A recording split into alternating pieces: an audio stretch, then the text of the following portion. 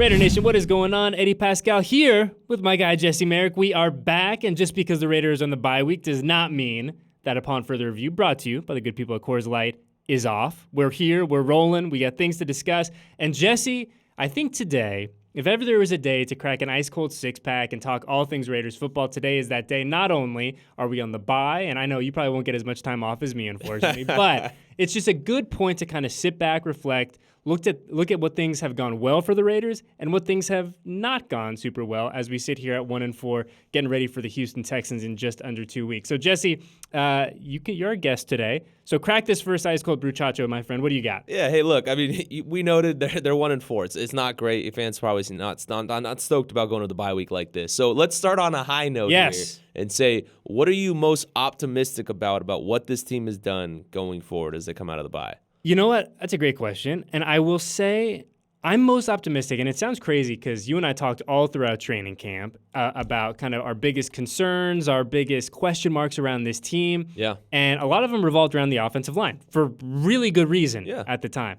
My biggest thing that I feel good about going into this, I wouldn't say second half, but post-bye world, is the state of this offensive line in the run game.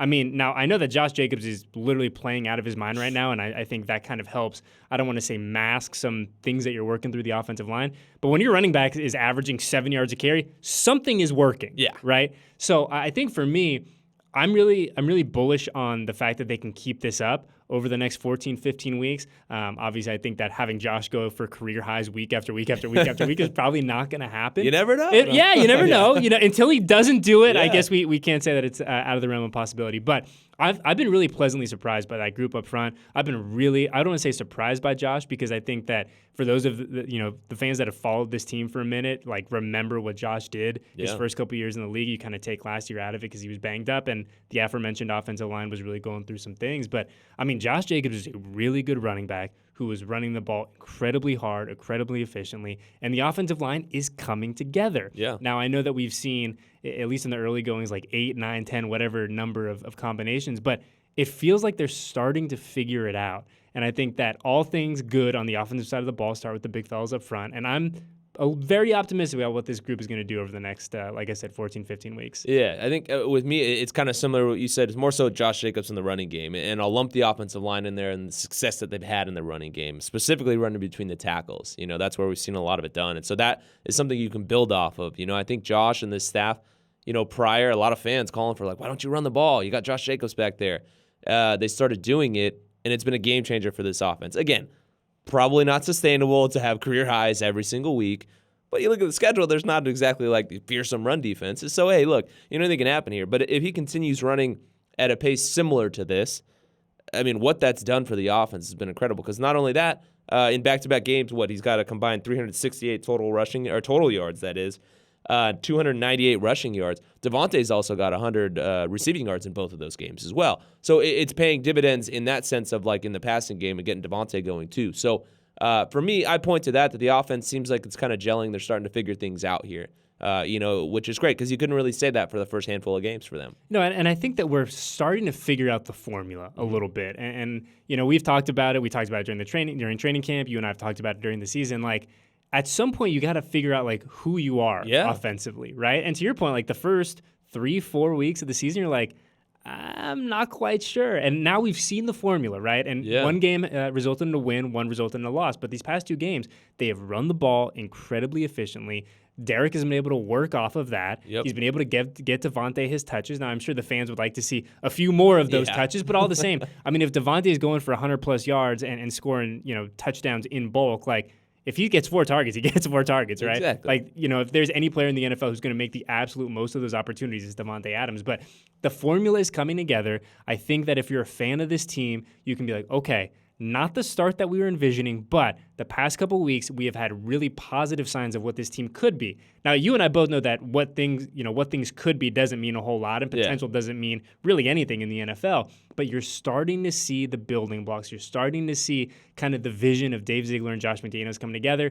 And what I'm sure we'll talk about at some point, the schedule is setting up very nicely for this team to go on a run. And I think that you just got to you kind of got to trust the process, for lack of a better term. Yeah. No, you really do. And that's the thing, I think, too, also to that point of establishing that identity, is I think McDaniel's finally realizing, not finally because that sounds bad, but he's realizing, look, we've got a really good running back, and regardless of how the game is going, we need to stick to the run. We need to keep this thing going. And I think that's something that previous staffs had done a very good job about, of making sure they established the run right from the get-go. And so that alone to me is like, all right, look, they've figured that out. Because as we noted, there wasn't really quite that identity. You couldn't point to it and say what it was. And even on the flip side, the defense has established a bit of an identity, and that identity is Max Crosby. Yeah. So those are good things you can point to, with this group that you have to like and hope that they can look at the tape and say, all right, this has to be our bread and butter moving forward. Continue to pound the rock right up the middle. And doing it against the Chiefs defense that came to this one with the top run defense in the league. They were only allowing 65 yards per game. Yeah, held the Bucs to what, 5 yards or something crazy like that? And then Josh comes in and just obliterates them. So, that is definitely something, again, you are what your record says you are. Like, you can sit there and, say, hey, look, all these games were within 14 points, these losses here.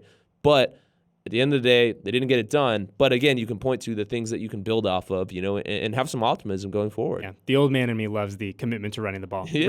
Run the ball. Just run the ball. Run the damn ball. Exactly, right? run the ball. It ain't that hard. Yeah. My first question to you, Jesse Merrick.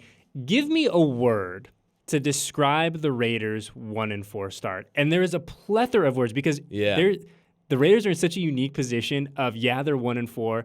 They've also played some incredibly tight games, but all the same, they're 1-4. So what is your word to describe the start? Yeah, I'm going to say the word is roller coaster, but make it roller coaster ride, I think is what I'll call it. We can throw a hyphen in there. Yeah. Let's kind of bend the rules a little bit here. Just simply because, you're up 17-0 on the Chiefs, riding high, halftime comes around, and it's like, oh, well, there's some momentum coming back on them. You're up, 20-0 on the Cardinals, then they come back and Kyler Murray and all that different stuff. The first game against the Chargers, right there at the end, there's the highs and the lows. It's almost the exact opposite of last year and all the wild finishes that we saw, how crazy it was. And look, to their credit, it's interesting. It keeps everybody tapped in. It's not blowout games or anything like that.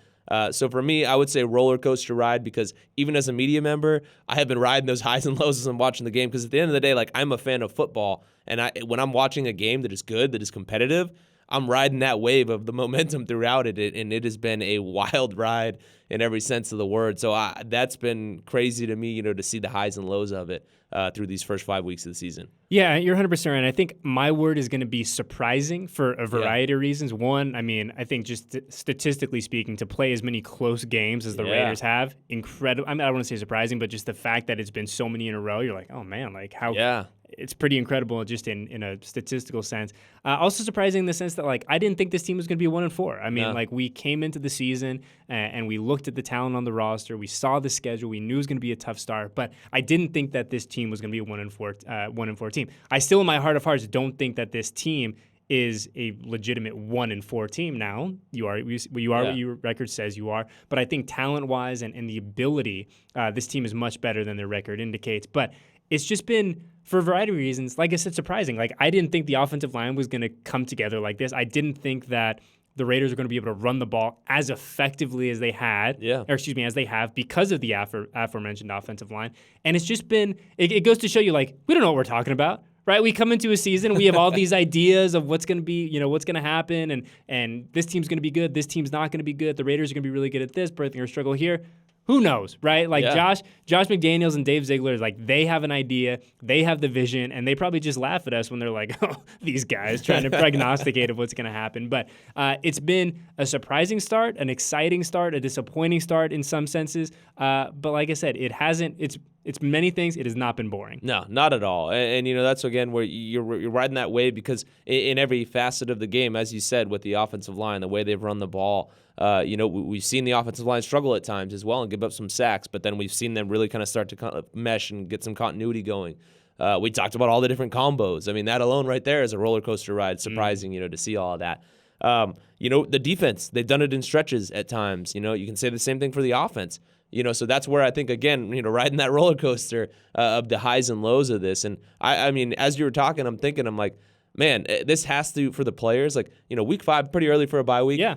But it has to feel like, whoa, man, we needed this, because it probably in these first 5 weeks of the season, you feel like you played almost the full season because of the way the games have gone, on your heart. That's got to be, a tough on the heart there. Yeah, and I'm a firm believer in whenever the bye comes, it comes at the perfect time. Yeah. Right? It's a perfect time for the Raiders to have it right now. If it came in 6 weeks, it'd be the perfect time then. It's just the bye is such a necessity in the NFL because let's not forget these dudes have been grinding since July. It's crazy, right? So they haven't had legitimate any time off in September, October, 4 or 5 months, whatever it is now. Yeah. So it comes at a perfect time. I think that obviously going toe to toe with the Chiefs and coming up just a little bit short obviously gives you a sour taste in the mouth as you head into the bye. But we heard from Coach McDaniels the other day, and he said, look, it gives you a perfect chance now. He goes, 5 games is a decent enough sample size to figure out, hey, this is what we do well. This is what we don't do well. And maybe these are the things now that we just kind of want to disregard for the rest of the season. We say, hey, we kind of see that this might not be in our DNA. Mm-hmm. And so I think that I'm really interested to see what kind of wrinkles and what changes Josh McDaniels, Patrick Graham, Mick Lombardi, all these guys bring back to the table when the team gets when they return to work early next week. Yeah, and also kind of to that point, you go into this, you self-scout in any bye week. Yep. But, look, the starters, and there was a lot made about it, and I'm not big on this, but the starters didn't play in the preseason. You've now had 5 weeks, so you give yourself the 4 weeks of essentially kind of the preseason, the old guard preseason to kind of figure things out. And then the 5th, they just went toe-to-toe with one of the best teams in the league. So that's, I think, something where you look at it and say, okay, things are kind of moving in the right direction. I would say, honestly, in each game, I think you can see those measurable steps moving forward. And in order to, continue that trend and doing that against the Chiefs, that's where I think, again, you can point to those building blocks, the things that you've done well. And like you said, throw some things out. You go into the say, hey, look, we thought certain things were going to happen. I'm sure the coaching staff thought certain things were going to happen. We can say, all right, this isn't working for us. Let's move to this. And then again, point to the things, this is what we're doing really well. I mean, one of the things I look to, they're doing a great job against the run. Yeah. Specifically those guys on the interior of the defensive line, and we've seen what Max can do. I think he leads the league in tackles for a loss. Yep. Leads the league in tackles for a loss, tied for the league lead in sacks. I mean, I also, I don't want to get too far ahead of ourselves, but if you were to put together a short list for defensive MVP, I mean, Max has got to be on that list. He has to be on the list for sure. I mean, especially the way he's playing, and he continues to get more and more attention for it, rightfully so, which is great. So I love seeing the guy continue to do it because obviously he's another exciting guy to watch play as well. My boss Brian and I were talking about all the time, he's got that battery in his back, the little Energizer battery that just never goes away. He just keeps going and going and going. He definitely has to be on that list in my mind. Yeah, shout out to Brian, by the way. Yeah. We can give Brian some love. Oh, yeah, gotta. Yeah. Be Sal. Yeah, make me Sal. All right, question number 3, Jesse. What do you got? All right, so for me, we kind of pulling off on my first one where you kind of led me to in this one with the offensive line. We've seen the 5 different starting combos and 10 different combos overall. Are we done with the combos and the different starting groups? I also don't know how many more you can really fit in there with the guys you have on the roster. But I'm certainly no mathematician. Yeah. Man, are they done? You know what? I'm gonna say no, but I'm only gonna say that because we are still so early in this thing, and unfortunately, you know this as well as I do. The injury bug at some point is gonna come say hello, whether it's for a half, whether it's for a game, whether a guy's got to sit for a week just to get an ankle, a knee, a hand, whatever it is, right? So I think we still have a few more offensive line combinations in the back pocket. Yeah. But I think the wholesale changes and moving, completely the right side of the line, who's going to be I think those are kind of done, but I still think we have a few tweaks. What about you? Yeah, so I guess in that one too, I'll flip it on you before I give my answer. Coming out of the bye against Houston, the starting O-line that we saw on this week, is that what we see against the Texans? I think so. Yeah. I think so. That's where I kind of think so as well. And I think barring injury, I think we do see this same line, at least as long as they can, when healthy. Especially, again, given what they've done in the run game, against a good, solid Chiefs team.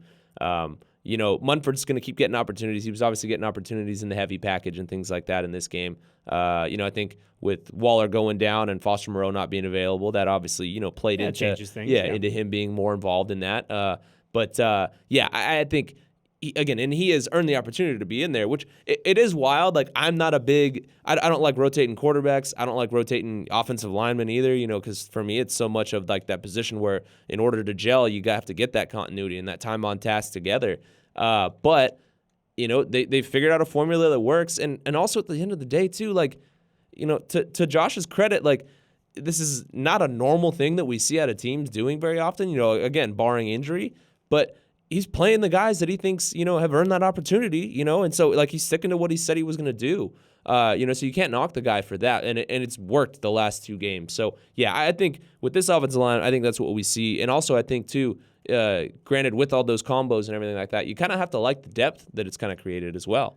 Yeah, and this is interesting. Just as you were kind of talking there, I had this thought where it's so funny where in sports in general, right, whether it's basketball, baseball, obviously football, like typically you never see coaches, managers, whatever, get in trouble for playing the hot hand. Yeah. Right? I mean, hey, this wide receiver's playing out of his mind, feed him, right? Steph Curry or whoever's in the zone, he's got to get his shots up, whatever.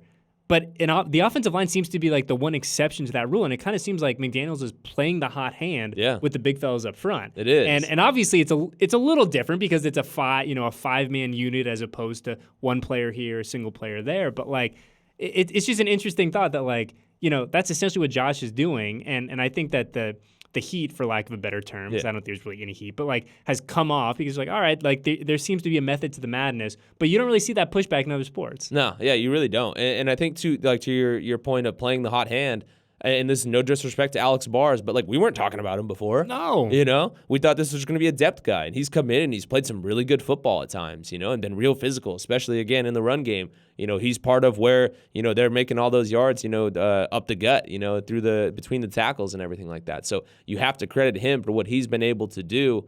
And also too, Parham, I know a lot of people are going to point to the sack that he gave up. And look, it happens. He's a rookie. I was going to say, friendly reminder, my man was playing at Memphis about 9 months ago. Exactly. And on top of that, he's played 3 different positions along the offensive line. Like, that to me, look, if you look at an MVP along the offensive line, I think he's got to be the early candidate for that, just simply because of what he's done as a rookie for this team and all that he's been asked to do. 1,000%. And a friend of the program, Dylan Parham, this man, I don't know if you saw it, Jesse, showed up to do his interview up here with us, fully taped still. It was a first for us. Where I was like, hey man, like do you want to like take a second? And obviously their schedule was pretty crazy. He's like, nah man, let's just go and I'll deal with it later. But fully taped, knuckles, fingers, all that great. jazz. He was ready for battle. Dude, 100%. I was like showed off, man. Like, it's pretty awesome. Yeah. But yeah, I think to your point, early MVP of that offensive line has got to be Dylan Parham. And I think that, I know that we don't live in a world of like, oh well, next year and the next couple of years, like, but this is a dude who, in the early goings, has given you every indication that he can be a foundational piece for this offensive line and not only at one position. Now, I think in a perfect world, you know where he is lining up every single week, and you just insert him there, a la Gabe Jackson, a la Rodney Hudson, a la that era of Raiders offensive linemen, where they had the same 5 dudes every week and there was no drama, there was no intrigue. They just went out there and did their thing. So I think we still have to figure out the final spot for Dylan Parham. But like I said, I mean, the fact that he's had so much thrown at him these first 5 weeks and he has risen to the challenge and then some, a great indication for what his future looks like as a Raider. Yeah, and I remember, I believe it was either prior and after the draft, Dave was talking about the fact that the offensive line is a developmental position. Mm-hmm. Well, he's starting from a really good floor of development, so that's where you can point to it. You don't want to project too much and put all these expectations on guys, but man, with what he's been able to do as a rookie, you have to like what the development's going to look like moving forward. Yes, 100%. And now it's just let's figure out some of the pieces surrounding him. Let's figure out where his best home is for him to succeed. But like I said, man, if you're a fan of this team, you got to be a fan of Dylan Parham. You got to be a fan of what you've seen in the early goings. And now, hey, let's see it when we come back from the bye and what you can do for the rest of the year. Mm-hmm. But my question to you, Jesse, and we talked about it a little bit. We referenced it, or I guess I should say I referenced it a little bit. If you were to look at the 2022 Las Vegas Raiders, we're 5 weeks into this thing, we're resetting, we're kind of taking stock of what everything looks like now. Your biggest surprise of 2022 so far? Ooh, biggest surprise of 2022. I mean, I got to say maybe Mac Hollins. Okay. Yeah. All right. Yeah. I was like, the things that were running through my head, before I dive into the Mac thing, like I was thinking the offensive line and how many different combos we've seen, because I didn't expect that. Josh Jacobs, running at the clip that he has these last 2. No, I think for me, it's got to be Mac, just because, how much of a reliable target he's been. And obviously he had the drop. He wants that one back, in the previous game here against the Chiefs. But what he's been able to do through the first 5 weeks, I think coming out of camp, me and most of the media members thought it was going to kind of be a wide receiver by committee for that, second, third option type of guy, but he has solidified that spot, taken hold of it. And honestly, I think someone that, coming in, Raider Nation probably wasn't like, oh man, we got Mac Hollins, let's go. And again, no knock on the guy. I love the guy. But, he has come in and established himself as a reliable target for Derek Carr when Devontae's not involved, when Hunter Renfro's not there, when Waller's not able to get going. He's gone to him, and he's come through in big moments for the most part. Again, minus that one against the Chiefs. I was just looking it up, and you and I were talking about it during the training camp pod, and I was like, I really get like Andre Holmes vibes from Mac. Big-bodied dude, a guy who could essentially play stretch four in the NBA. Yeah. When you get in the red zone, throw it up, let him go eat, right? And that's what I thought his role was going to be. I thought he was going to be this great little kind of open the defense up guy, but he was really going to make his money when the team was in the red zone. Yeah. And give him credit, he's made his money everywhere. He really has. And perhaps most importantly, Jesse Merrick, where else has my man Mac Hollins thrived? Where does he thrive, Jesse? On special teams. On special teams. Yep. Best special teamer we got on this roster right now. But, you just look at Mac's numbers right now and give him all the credit in the world. We are 5 games into it. He has a career high in receptions, a career high in receiving yards, and I have a feeling when all is said and done, he is going to match or exceed his career high in touchdowns. Yeah. So this is a dude who has taken full advantage of every single opportunity that Josh McDaniels and Derek Carr have given him, and he's just running with it. And you got to tip your hat to that guy. Yeah, and also, too, I know Derek Carr gets a lot of heat from fans, and they kind of ride that roller coaster with him, but look what he did for Nelson Aguilar as well. There's made Nelson a lot of money. Exactly. There's some receivers around the league that have come in and have had some question marks about him, and he's come in and helped turn him into something, solid for them. So I think you got to give Derek some credit for that as well, for trusting the guy, but also Mac especially for coming in and building that trust with him and becoming a guy that he can count on and giving them someone else that the defense does have to account for. 1,000%. And like I said, I know I kind of make light of it as a resident special teams guy, but that is an important job, right? That is a really important job, to be that dominant on special teams, to be that smart, that savvy on special teams. And I know everyone loves the touchdowns and the receptions and the acrobatic mossing of the DBs, and I love it just as much as the next guy. But when we fill out the picture, when we write the book of Mac Hollins in 2022, there's going to be at least 1 or 2 chapters about how good this dude was on special teams. Special teams captain. Thank you, sir. Yeah. Thank you. I think my most surprising thing is just how effectively the Raiders have run the ball. Yeah. And we talked about the offensive line combinations. And, you look at, if you were to kind of take the names out of it and take the jerseys and the team, whatever, and you say, hey, Team X has had, how many combinations are we? 10 now? Yeah, 10 total combos. Had 10 total offensive line combinations. The offensive line was the biggest question coming into the regular season. You had a high profile player on that group that got cut. And if you were to say, hey, but also this team now is running the ball incredibly effectively. No, they're not. Yeah. And so I think, to me, that's been the biggest surprise. And you look back at the past couple of weeks for the Silver and Black, and, you take out the first 2 weeks, 64 rushing yards, 80 rushing yards. But the past 3 weeks, the Raiders have gone 96, I just lost my spot, 96, 212, and 155. Those are pretty good. Pretty good numbers. Pretty good numbers. And obviously a lot that helps that Josh is playing out of his mind right now. But, I've been so pleasantly surprised by the fact that the Raiders have not only run the ball incredibly well, but they've committed to running the ball. Yeah. And I think that in the early goings, there were moments where you say, hey, and let's give Josh Jacobs credit. This dude has been balling out for the first 5 weeks. It's not like he's had 2 really good weeks. This dude has been running the ball incredibly effectively. And in the early goings, it kind of felt like there were moments all right, Josh is getting heated up. Let's give him the ball. Let's commit to the running game. And it felt like the Raiders went, maybe not today. Maybe we'll come back to it in the third quarter, fourth quarter.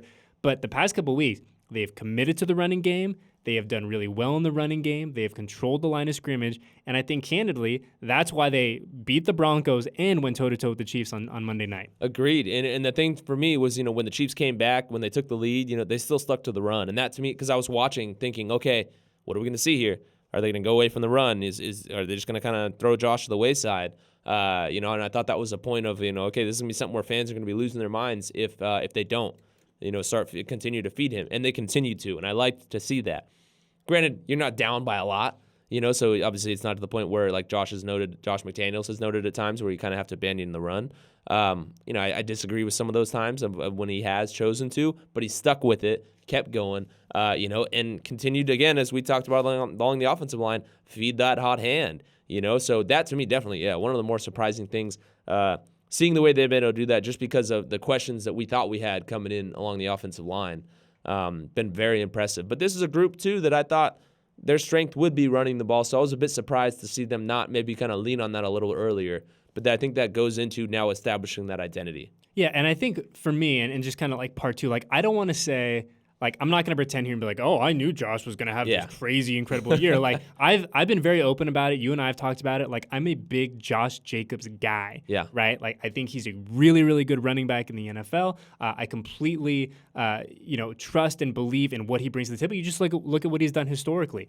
I will say I'm a little surprised that he has played so well that he's kept Zamir White on the sideline. I mean, Josh McDaniels said it the other day. He goes, look, because I think understandably there have been a lot of questions about, hey, what's Zeus's role? What does he have to do to get on the field? And he goes, look, number 28 is playing so well that like I can't take him off. Like I can't, as a good coach, be like, nah, let's take him off for a few plays. So to me, that's been surprising in a good way too. That like Josh is playing so out of his mind. The man is so fully in the matrix that he's keeping the high profile rookie on the sideline, just waiting for his chance, and he'll get it. Yeah. And I think Josh said that too. He goes, look, Zamir's time will come, but when other Josh. Also, we got to figure out a way to differentiate Josh and Josh. When the guy calling the plays is Josh, and he's calling the plays for the running back whose name is also Josh, it gets very confusing. I ran into that when I was talking just a second ago, too. Yeah, it's like this Josh, that Josh, everyone's a Josh, right? It's like Dr. Seuss. But it's been so refreshing to see, and like I said, pleasantly surprising that Josh Jacobs, the running back Josh, is doing everything that he's doing right now. Oh, 100%. I mean, as you noted, like Zamir is a guy that we thought, oh man, this guy's going to be, they might have hit on him. Yep. And they probably still have. Like just because he hasn't been playing doesn't necessarily mean they haven't hit on him. He's come through in the times when they've needed him for the most part. You point to the key run against the Broncos. And I think that's what he's going to have to live with right now because Josh is playing out. Josh Jacobs. We were so close. We were so close. Like shorts when I say that. I don't know why, but Josh Jacobs has been playing outside of his mind. He's been so good. Fans would probably be losing their minds if they put Zamir in and for whatever reason he didn't, do the same thing that Josh is doing. So it's like, how can you not, keep him in there and continue to feed that hot hand? 100%. But I bet you they figure out ways to manufacture more touches for Zamir moving forward. And a lot of that will go to, one, how he's able to catch the ball out of the backfield and pass protect. We've seen Brandon Bolden get a lot of opportunities there. McDaniels obviously trusts him. Yes. And just as a disclaimer, it is an incredibly long season. Yeah. Running backs get beat up more than any player on that football field. And even if Josh Jacobs is playing and he's maintaining this level of performance and production, like once we get to November, December, like you're going to have to give him a little bit of a break. You are going to have to do it to keep him fresh through the rest of the season. Like it's just reality, and I think that's when maybe you see a little bit more of Zamir, who's at this point now had a little bit more time to get comfortable in the pass protection and doing all those types of things. Like he's going to get his time. So I know that the fans are clamoring to see him. I completely understand it. He will get his time. I'm very confident in saying that. And I think too, to that, as you were talking, just the thought that popped in my head is like, and I think you and I might have been on the same page on this. I'm not really sure, but I thought it was going to be more of a running back by committee. 100%. Yeah, 100%. We're all kind of pointing to like, well, that's how it was in New England and all that stuff. And then Josh Jacobs has been like, nah, I'm the lead dog. Yeah, don't get it twisted. Like I'm here to do this, and I'm here to do it. I think there were so many signs with them not picking up the 5th-year option and all that stuff. You think, okay, and then all the running backs that they did bring in the preseason, first preseason game at the Hall of Fame. Everyone's kind of scratching their heads like, why is he out there? Well, he's like, you forgot about me. Don't sleep on number 28. Yeah. Do not sleep on me. Final question for you, Jesse Merrick, in this 6-pack. What do you got? All right, so Raiders are 1-4. Yes. Obviously, fans not stoked about that. But their next 4 games, their opponents, Houston, New Orleans, Jacksonville, and Indy, they have a combined record of 7, 11, and 2. We get 2 ties in there? I know that. Yeah, I know. I was shocked about that too. Was it the Texans had a tie, and who's the other one? Texans tied Indy? No, who'd they tie? Let's look it up. Yeah. Let's look it up. Because I was shocked when I went through and did that. I can't remember off the top of my head, though, who it was that had the other tie in there. But with all that, my question to you is, do they come out of the next 4 with a winning record? By the way, our crack research team, a.k.a. myself, it was a Colts-Texans tie. There you go, yeah. That's what it was. Do they come out with a winning record? Are we talking about a winning record over that 4 or a winning record in general? Over that 4. So, in general. Like, after those 4 games, do they have a winning record?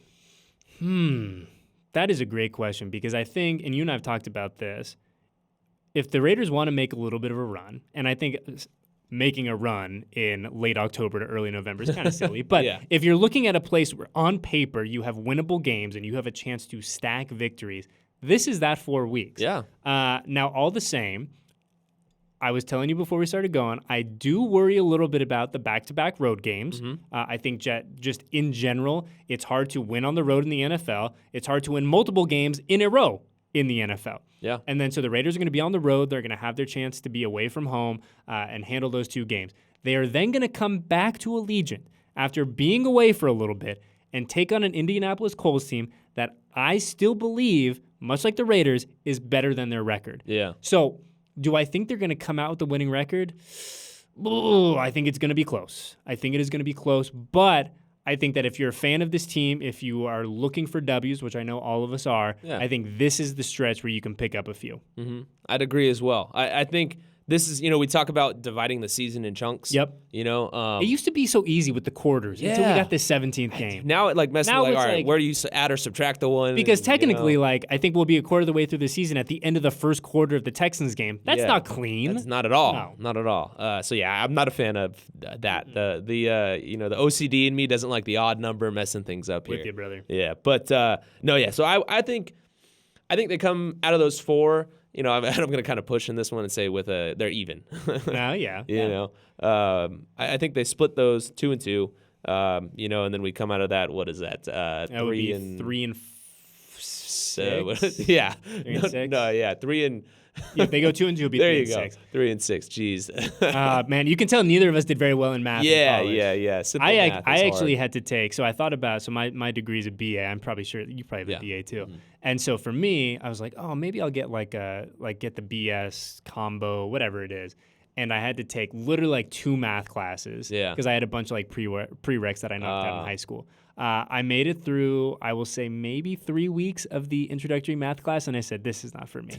This is not for me. Yeah. I'm out of here. No, I got out of the math as soon as I possibly could once I was in college. That's a big pass. Yeah. That's a big pass. But going back to Storm Black, I think that just fans of this team got to remember, and our friend Will Compton said this to me perfectly after the Titans game. He goes, look, I know that naturally the inclination of every fan out there, regardless of who your team is, who you root for, whatever, you go, okay, how does this impact the playoff end? And he goes, look, the Raiders at this point, take the playoffs out of it, right? Don't even think about, hey, what's going to happen in January. He goes, start stacking wins. Yeah. Get 1, and then get 2, and then get 3, and then let's look up in December, right, when we're starting to get ready for the holidays, and see where the Raiders stand. And I think that is what I would encourage fans to do as well. And I think that, there's still such a natural inclination with all the expectations coming into this year. What are the Raiders going to have to do now to make the playoffs? There's a time for that conversation. Yeah. There will be, and we will talk about it a lot, I'm sure. Oh, yeah. But I think for now, to your point, focus on the chunks. Focus on the next 4 games. See what wins you can pick up over the next month, 5 weeks, since we're on the bye right now, and then kind of reassess, reestablish, and then once we get close to the holidays, let's look at the calendar. Let's see where we rank in the world of the AFC and what you got to do over those final 4 or 5 games to put yourself in the hunt. Yeah. And so I think that is a very prudent way to attack it. Now, will the fans attack it that way? You and I both know they probably won't. If the Raiders win, if they beat the Texans, then we're back. We're Super Bowl contenders. Yeah. If they lose, the season is over. Oh, yeah. And neither is necessarily true, right? Like I said, roller coaster ride. Yep, roller coaster. But having said that, excuse me there, I think, with this one, this is their opportunity to make the run. Regardless of what I say, what you say, you look at it, this is their opportunity to turn things around, get a different vibe with it. And I think that's where we will see a lot of the cliche, hey, we're taking it game-by-game answers now coming out of this. And rightfully so. It's what they have to do. It's what they did on that run last year in order to make the playoffs. Nobody thought they'd do it. Nobody thinks they're going to make the playoffs now. A lot of people outside of this building probably don't. So look, it starts with that game-by-game approach. And if you're going to take it game-by-game, as each game goes by, you got to like who's standing in front of you over these next 4. Yeah, and I think one thing that's been really, I don't want to say surprising, but really pleasant to kind of see in practice is that if you look at Josh McDaniels' press conferences, pregame, postgame, middle of the week, leading into the week, they're like this. Yeah. Win, loss, injury, no injury, it's all here, right? Mm-hmm. And I think that's so important, especially as we talked about going into this next 4 weeks, where you just stay the same. The approach is the same. The expectation is the same. And you look up, like I said, you look up in December and say, okay, all right, here's where we are. What do we need to do? Exactly. But I think Josh's kind of even-keeled approach has been so nice to see, so refreshing to see. And there's no reason to think that we're going to see any deviation from that in the next month or two. No, yeah, he's not. it doesn't seem like, I'm sure as a human being, he is also riding those highs and lows of emotions, but he's not showing it. You know, you don't see the frustration and all this stuff. Like, obviously, yeah, he's not happy. Like, does he want to be 1-4 right now? No, nobody wants to be. But he's delivering that consistent message. Derek Carr has said it. And look, he's not going to say the opposite, say, we just don't have the team to do it. But I think when you hear him talk about this team and saying, you know, I've been on other teams before where I look and I think, I'm like, well, hey, this is kind of where we're at. You know, with this team, he doesn't feel that. He says he trusts the staff, trusts the scheme, trusts the players, all that. And I believe him when he says that. You know, I don't think that's just talk to, you know, hey, you know, say the right thing and all this stuff. Like, I think it's true. I think when you look at it, like, you know, we talked about it. And again, you are what your record says you are, but this team is not a 1-4 team. They are better than that. They have been in each of these games. They're competitive. You know, it's not like they're getting blown out. Like, there's reason for optimism is what I'm getting at. And it just goes to show you, Jesse, the margin for error in the NFL so slim. Is the slimmest possible deal, right? Yeah.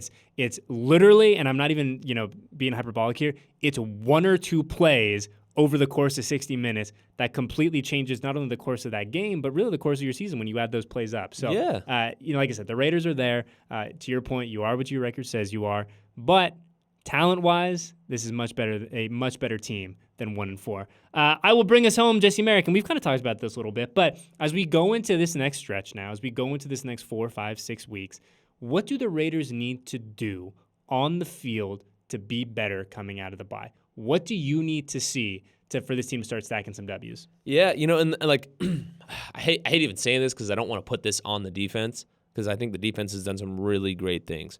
I think we need to see some better consistency from the defense overall.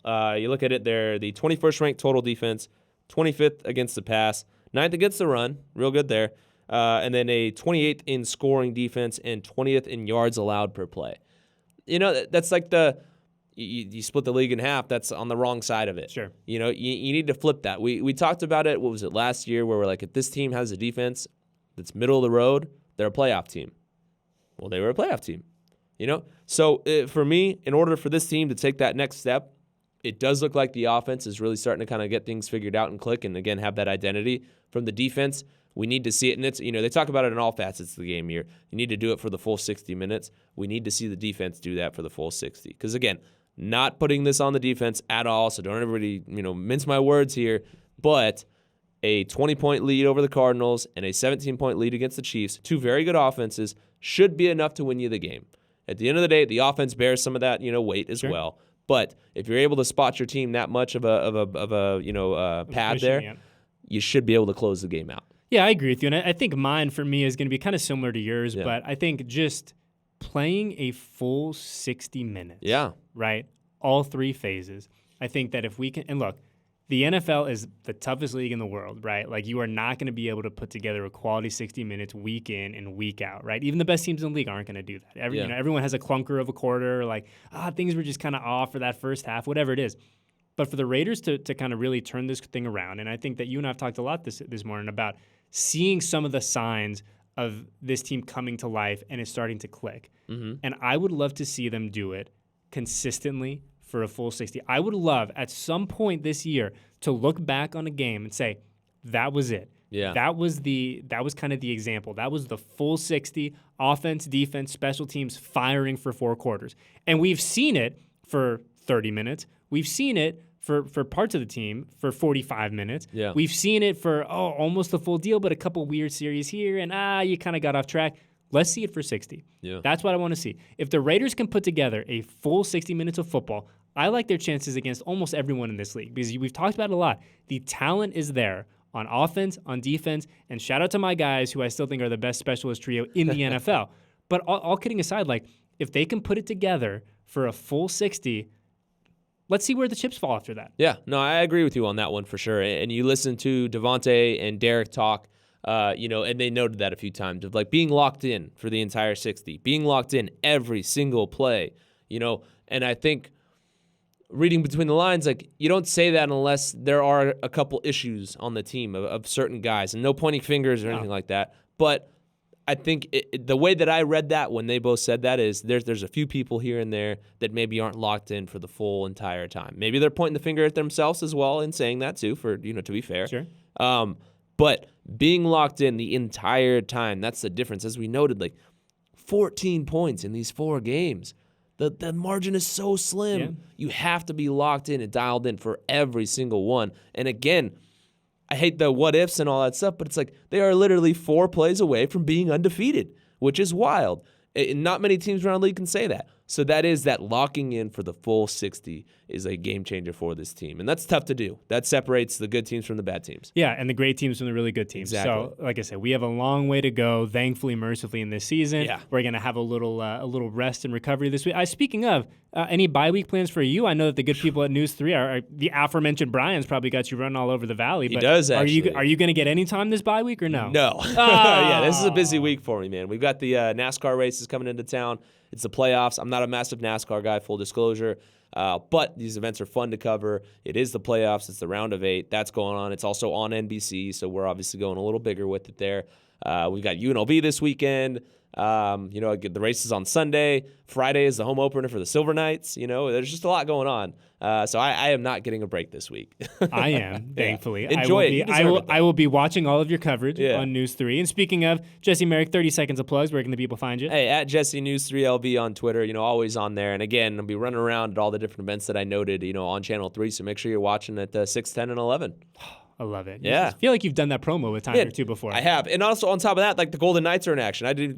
They play their home opener Oh, tomorrow. you're gonna get my man Ray upset. Yeah, I'm sorry, You're gonna Ray. get Ray upset. Don't be mad at me. But yeah, that's the other one to add into it. I mean, so make sure you're watching us tomorrow for the home opener because obviously that's going to be cool. Yes, very, very cool. It is also going to be cool to kind of get to watch the NFL this weekend as a fan. Yeah. Obviously, we don't get to do that very often in this True. line of work. So I will be sitting on the couch, locked in, watching News 3, watching the Knights, watching UNLV, watching all the games, AFC West in particular this weekend. But it's going to be a blast, and it was a blast to have you here in studio. It's always nice when you get to come hang out. So for Eddie Paskal, my man Jesse Merrick, we got Al who's running the board today behind there. A big thank you to Alexandra and everyone else at Silver and Black Productions who keeps us rocking and rolling. And we will be back after the bye, so everyone relax, take some time away, limit the television a little bit, and we will see you guys when we get back next week for our usual episode of Upon Further Review.